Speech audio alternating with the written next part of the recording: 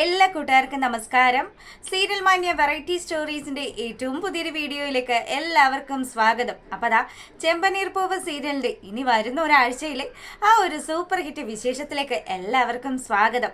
അങ്ങനെതാ നമ്മുടെ രേവതി ആണെങ്കിൽ സച്ചി നിർത്തി പൊരിക്കുകയാണ്. രേവതി സത്യങ്ങളൊക്കെ മനസ്സിലാക്കിയിട്ട് തന്നോട് പറഞ്ഞില്ലല്ലോ എന്നുള്ളൊരു പിണക്കമാണ് നമ്മുടെ സച്ചിക്കുള്ളത്. അപ്പം സച്ചി ഇങ്ങനെ രേവതിയെ വഴക്ക് പറഞ്ഞുകൊണ്ട് നിൽക്കുന്ന ആ ഒരു സമയത്താണെങ്കിലോ ലക്ഷ്മി അമ്മയും ദേവും കൂടെ ഇവരെ കർക്കിടകം നിൽക്കാനൊക്കെ ക്ഷണിക്കാൻ വേണ്ടി വരികയാണ്. ആ അമ്മയും കണ്ടു തൻ്റെ മകളെ ചന്ദ്രമതിയും അതുപോലെ തന്നെ സച്ചിയും കൂടെ കൊത്തിപ്പറിക്കുന്ന ആ ഒരു കാഴ്ച. അങ്ങനെ ആ അമ്മ വിഷമിച്ച് അവിടെ നിൽക്കുമ്പം രവിയാണെങ്കിലോ പോട്ടെ, എന്ത് ചെയ്യാനാ, ഇപ്പം ഇങ്ങനെയൊക്കെയാണ്. സച്ചിയുടെ സ്വഭാവം ഒന്ന് മാറി വന്നതായിരുന്നു. പക്ഷേ ഇപ്പം രേവതി എന്തൊക്കെയോ സത്യങ്ങൾ മറച്ചു പിടിച്ചു എന്നും പറഞ്ഞാണ് വഴക്കുണ്ടായത് എന്നൊക്കെ പറഞ്ഞ് ആ അമ്മയെ ആശ്വസിപ്പിച്ചു.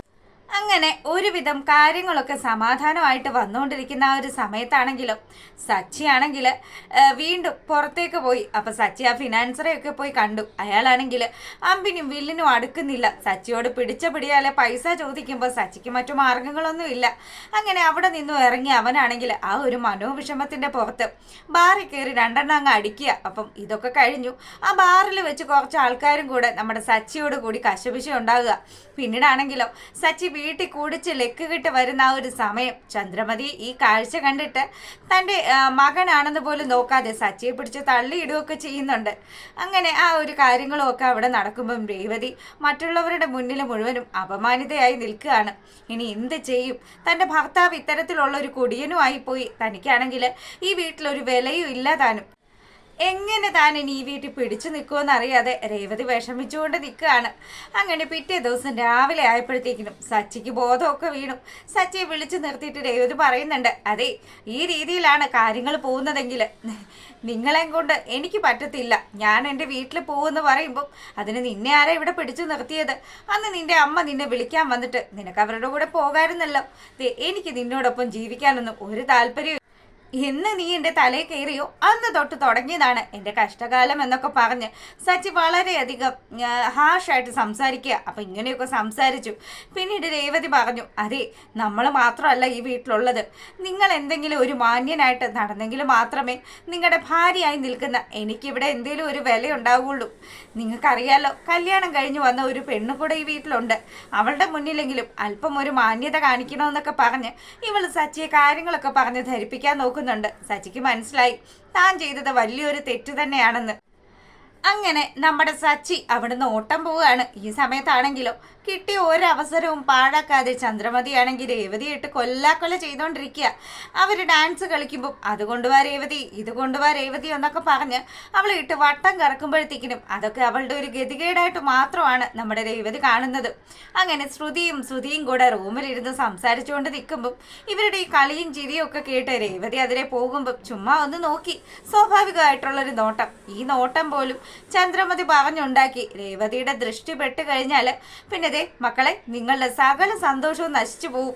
നിങ്ങൾക്കറിയാലോ, രേവതിയും സച്ചിയും തമ്മിൽ ഇണങ്ങിയൊന്നും അല്ല ജീവിക്കുന്നത്. അവർ തമ്മിൽ ഭയങ്കര പിണക്കത്തിലാണ്. അതുകൊണ്ട് അവൾക്ക് കിട്ടാത്ത സ്നേഹമൊക്കെ മറ്റൊരു ലൈഫിൽ കിട്ടുന്നത് കാണുമ്പോൾ അവൾക്ക് ഓട്ടോമാറ്റിക്കലി ഒരു ജലസ് ഉണ്ടാകുകയും ചെയ്യും. അവൾ അതുകൊണ്ട് തന്നെ ആ രീതിയിലൊക്കെ പ്രതികരിക്കുകയും ചെയ്യും.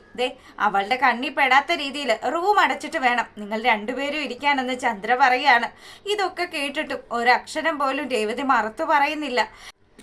അങ്ങനെ നമ്മുടെ ചന്ദ്രമതിയും പുതിയ മരുമകളും കൂടെ ചില ഡാൻസ് പ്രാക്ടീസുകളും അതുപോലെ തന്നെ യോഗയും ഒക്കെ ചെയ്തുകൊണ്ടിരിക്കുക. ഈ സമയത്താണെങ്കിൽ ചന്ദ്രയുടെ ഡാൻസ് ഒക്കെ കണ്ട് എത്തി നോക്കി നിൽക്കുക രേവതി. നല്ല രീതിയിൽ ശ്രുതിയും ചന്ദ്രമതിയും ഡാൻസ് കളിക്കുന്ന കണ്ടപ്പം ഇവൾക്ക് നല്ല സന്തോഷമായിട്ടോ. എന്താണ് ഇനി ഞങ്ങളെ നോക്കിയിട്ട് ഞങ്ങൾ എവിടെയെങ്കിലും ഉരുണ്ട് വീഴാൻ വേണ്ടിയിട്ടാണോ ഈ ദൃഷ്ടിയും വെച്ച് നിൽക്കുന്നതെന്ന് ചോദിക്കുമ്പം അവളൊന്നും മിണ്ടിയില്ല. അതെ, ഇവിടെ ഞങ്ങൾക്ക് കുടിക്കാനായിട്ട് ഓറഞ്ച് ജ്യൂസ് വേണമെന്നും പറഞ്ഞ് ശ്രുതി ഇങ്ങനെ പറയും. ഓറഞ്ച് ഇവിടെ ഇരിക്കുന്നില്ലല്ലോ, ഒരു കാര്യം ചെയ്യാം, ഞാൻ ചായ ഉണ്ടാക്കി കൊണ്ടുവരാമെന്ന് പറഞ്ഞു. ആ ശരി ശരി, വേഗം വേണം.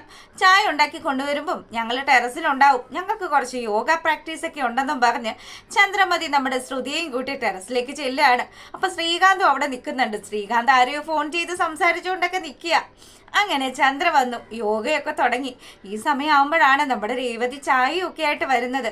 അപ്പൊ ചന്ദ്ര അത് കുടിച്ചു നോക്കിയതും, ഇതെന്താടി നീ ഉണ്ടാക്കിക്കൊണ്ട് വന്നിരിക്കുന്നത്? മധുരവും ഇല്ല, ഇതെന്താ ഇത് കഷായമാണോ എന്ന് ചോദിക്കുമ്പോൾ, അമ്മയ്ക്ക് കഴിഞ്ഞ ദിവസം വയ്യാകിയൊക്കെ വന്നതല്ലേ, അതുകൊണ്ട് അച്ഛൻ പറഞ്ഞതുപോലെ കുറച്ച് മരുന്നും ചുക്കും കുരുമുളകും ഒക്കെ ഇട്ട് ഉണ്ടാക്കിയതാണെന്ന് പറഞ്ഞു. അവിടെ ഒരു ചുക്കും കുരുമുളകും. രേവതി ഇതൊക്കെ കൊടുത്തിട്ട് പോവാൻ തുടങ്ങുന്ന സമയം ചന്ദ്രമതി ആണെങ്കിൽ ആ ചായ എടുത്ത് അവളുടെ മുഖത്തേക്ക് ഒഴിക്കുക. കാര്യങ്ങളും ഒക്കെ കണ്ടുകൊണ്ട് ശ്രീകാന്ത് വന്നപ്പോൾ ശ്രീകാന്തിനോട് പറഞ്ഞു, എടാ അത് എനിക്കൊരു കയ്യബദ്ധം പറ്റിയതാ, ഞാൻ അങ്ങ് ഒഴിച്ച സമയത്ത് അവളുടെ ദേഹത്ത് അറിയാതെ വീണതാണ് എന്നൊക്കെ പറഞ്ഞ് ചന്ദ്ര തടി തപ്പുന്നുണ്ട്.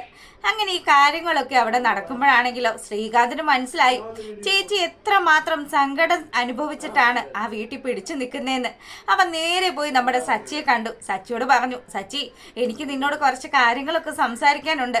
ദേ ഇന്ന് നീ ചേച്ചിയെയും കൂട്ടിയിട്ട് എൻ്റെ റെസ്റ്റോറൻറ്റിലേക്ക് വരണം. ഇത്രയും കാലമായിട്ട് നിങ്ങൾക്കൊരു വിരുന്ന് തരാൻ എനിക്ക് പറ്റിയില്ലല്ലോ, അങ്ങനെയൊക്കെ പറഞ്ഞു. അപ്പൊ സച്ചിയാണെങ്കിൽ മനസ്സില്ലാ മനസ്സോടുകൂടി നോക്കട്ടെ, എനിക്ക് ഓട്ടം കിട്ടിയാൽ ഞാൻ വരില്ല എന്നുള്ള രീതിയിലൊക്കെ സംസാരിച്ചു.